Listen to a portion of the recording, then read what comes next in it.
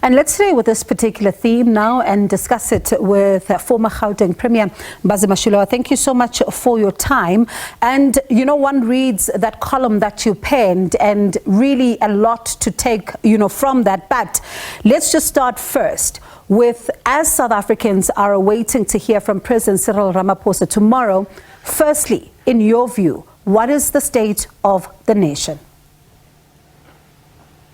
I think that the state of the nation is well known to the president and to South Africans. Many know that our economy is not growing that much, that unemployment is very high, that many of our people don't have water, sanitation, that electricity itself is not that reliable and therefore have an impact on the economy, that we have a problem with PRASA and passenger rail and with Transnet. So all of those things are things which are well known. But I am not sure that the president is going to focus on those issues. I think the president is more likely to focus on 30 years of democracy. Where was the country in 1994? Where is the country today? Which is important. But in itself, it does not really tell us how the leadership of the country today and or in the future plan to ensure that we have a growing economy at anything between 6 to 10%, that we reduce unemployment to manageable levels, deal with issues of quality of health and education, among others. And you often listen to, some of these addresses, and part of what they do with them is to talk to us about how many people have access, for example, to water, to electricity and shelter. But at the same time, they talk about, the successes around a number of people now having access to healthcare. But while it's good to highlight the strides that have been made, I wonder, in 2024, can we still talk about access, or do we still need to talk about that all-important conversation of the quality of the services that are delivered to people? Well, we need to be able to use the 30-year period to say we have been able to ensure more people now have access to water, sanitation, health care. But you are absolutely right. We now need to say we have been able to ensure it is not just the taps outside of people's home, that water is coming out. That if you are in an area in which there have been pit latrines, we have done so much about those issues. That if you are unemployed, this is the hope that you will suddenly be able to get a job. That if you go to a hospital or a clinic, especially public ones, which is where the majority of people go, you're not going to spend a lot of time on the queue. And when you arrive, you will not going to be told that we do not have tablets. You're going to be served. That you're not going to be lying on the floor, that you will have a bed for yourself. Those are the things that people want to be able to see. Not that we are better than during the apartheid years, but that if we look at the Freedom Charter issues, as well as the RDP promises, we are now way onto them. And I'm not sure that in that case, we can claim that we are doing much better.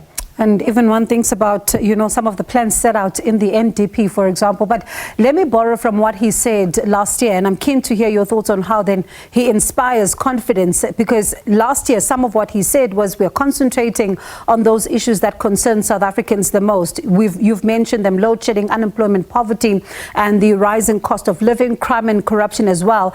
And there are no easy solutions to any of these challenges. He continues then to say, if we work together and act boldly and decisively, leaving no one behind, we'll be able to resolve our challenges. This State of the Nation address is about seeing hope where there is despair. And I wonder, this is what he said last year. What does he say now to inspire the hope that many South Africans need in the face of these challenges that he said they are tackling, yet we're still facing? Well, I am not sure he's going to focus much on those issues specifically, but it will be more because we are going into an election. I think it's important that the government is more likely to focus on what it thinks have been achieved, why thinks it is better placed to lead going forward. In the same way that I think that even when the opportunity comes to respond from the opposition, they're not going to focus on what the president will say. They're not going to focus on what has happened 30 years to date. They're going to use that to try and showcase what they think they will do better if they were to be elected. Even though my view is that, look, whether it's the government now or the opposition, most of them don't have a plan where you can say they will really grow the economy, reduce unemployment. They've got more slogans and issues based on research and focus group rather than specific plans. So listening then to all that you've said, I mean, there was the promise of a new dawn. There was the Tumamina song that we even, heard in his first State of the Nation address. Have all of these then materialized? Have we seen the new dawn in South Africa? I don't think we have seen the new dawn. In the final analysis, some would be right to say it seems like it's more dust. It's not maybe for lack of trying. We've got to take into account what happened in terms of the COVID period. But even if you take that into account, you will find that there are many other countries that face similar problems that we did in terms of COVID. But they have now been able to grow their economies, not just above COVID levels, as in our case, 1%, but they are now at 5, 6, 8%. You can look at China, you can look at Russia, you can even look at the US. And which is why I say in my article that there would be many people who had given the president the benefit of the doubt when he came in, that really thought they will volunteer themselves as Tumamina campaigners.